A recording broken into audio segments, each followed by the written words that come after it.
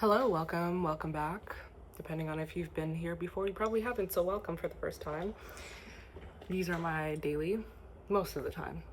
Some days I miss, because I'm a human, not a robot. My daily thoughts on whatever the fuck is going on in my life right now. And currently, today's thoughts were me realizing why AI is such a big deal.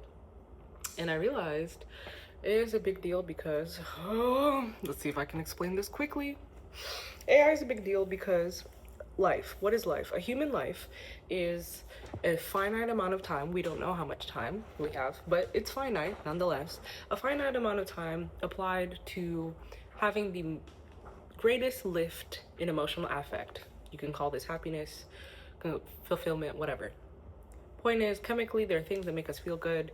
We want to feel good as much as possible for as long as possible across the entirety of life. It's important to understand that it's across the entirety of life. For example, eating a donut might make you happy today, tomorrow, and the next day, but long term, it's actually going to make you less healthy, which is going to probably increase your pain and then your ability to do other things, which is going to decrease your overall life happiness. So you limit how many donuts you have because it's bad for you, even though right now it's pretty freaking great. So yes, a life is a finite bucket of time applied to having the greatest lift in emotional affect across the entire bucket. The reason why I say this is because we spend our life trying to feel as good as possible for the time that we have. Good is felt. We're born and our environment shapes what we consider feeling good. Feeling good is defined at a chemical level. You see sunlight, it makes you feel good. For some people, it makes them feel bad. A smile makes you feel good. Some people, it makes them feel bad. Because some people are sadists and they enjoy pain and other people's pain rather than other people's joy and their own joy. And so you can tell, as psychology goes, neuroscience goes, that people have different emotional responses to things.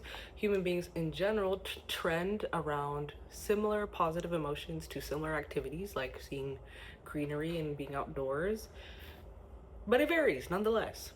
So, because we'll call our emotional responses preset, shaped by environment, but generally preset.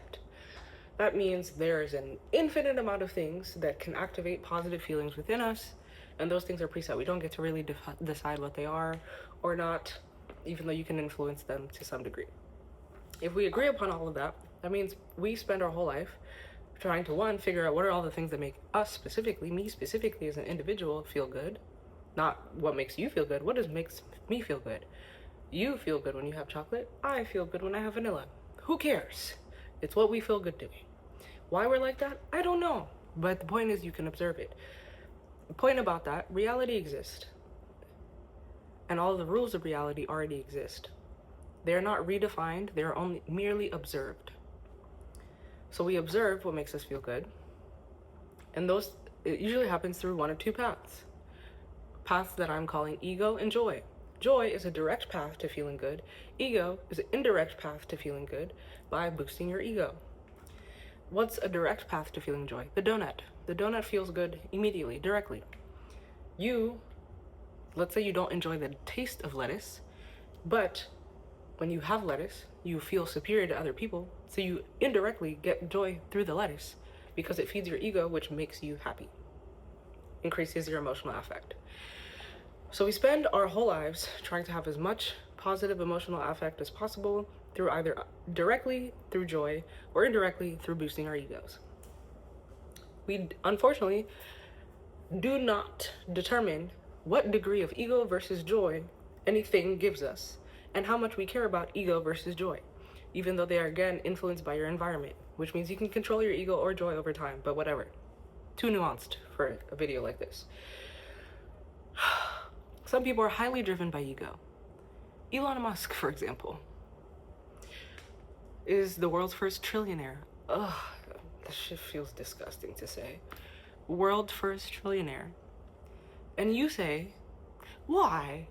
No one needs that amount of money. Of course, no one needs that amount of money to have joy. But ego is unlimited.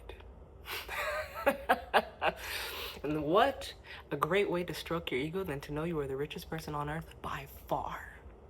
Not even debatable, not even close. Not, and mind you, you can have threats to joy and you can have threats to ego. A threat to ego is someone else catching up. If you're a trillionaire, we're never gonna catch up, babes. We weren't gonna catch up as billionaires, but whatever. So life is a finite amount of time trying to feel as good as possible. You feel good through either joy or ego boost. We do not determine what boosts our ego or our joy. We can simply observe it, and we trade currency for it. What is currency? Currency I'm defining as anything that you exchange to get something else. In a bartering system, you can exchange everything: a cow, a piece of hair, an orange. But luckily for us, we've decided on a currency called money. This has agreed upon units. Part 1. Part 2. I told you life is a finite bucket of time. You are spending time in every moment. You're spending time watching me.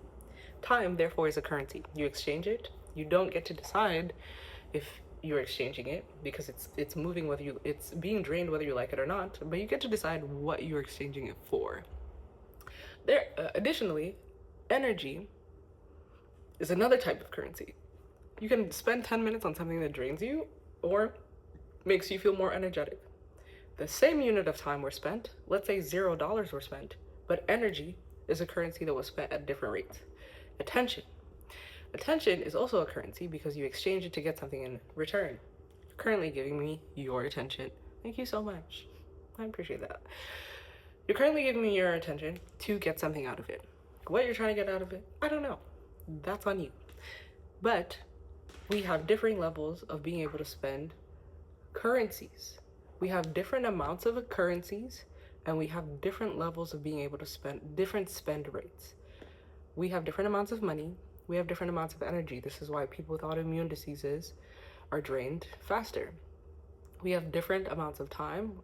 Of course, none of us knows how much time we have, but we can see the rate at which we spend it, because we all spend it a second at a time. However, we can influence the amount.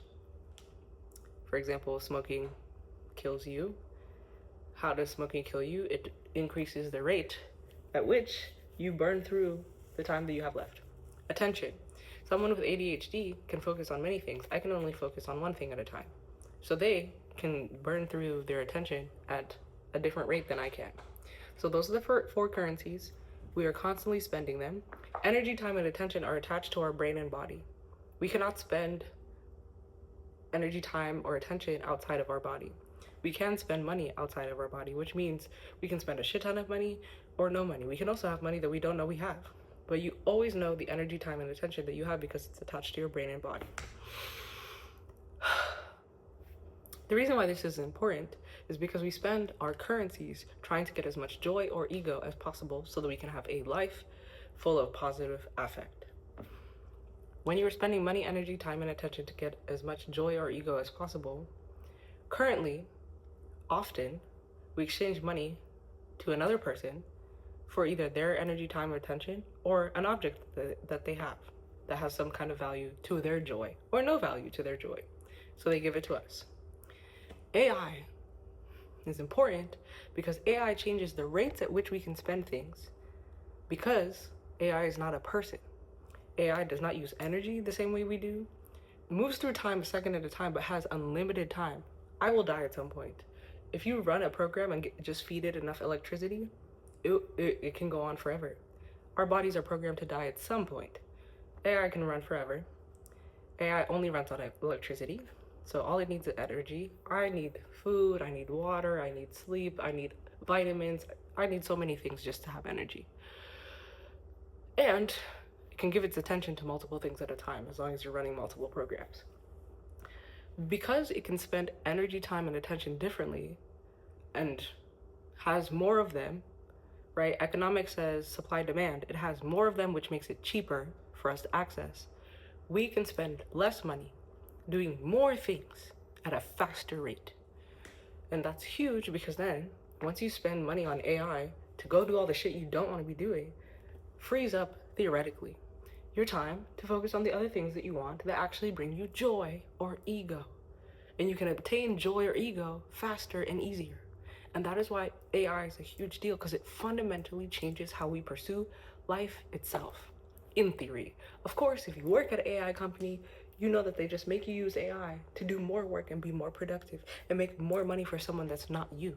But if you use it for yourself, welcome to more joy and more ego if that's important to you. And theoretically, a better life.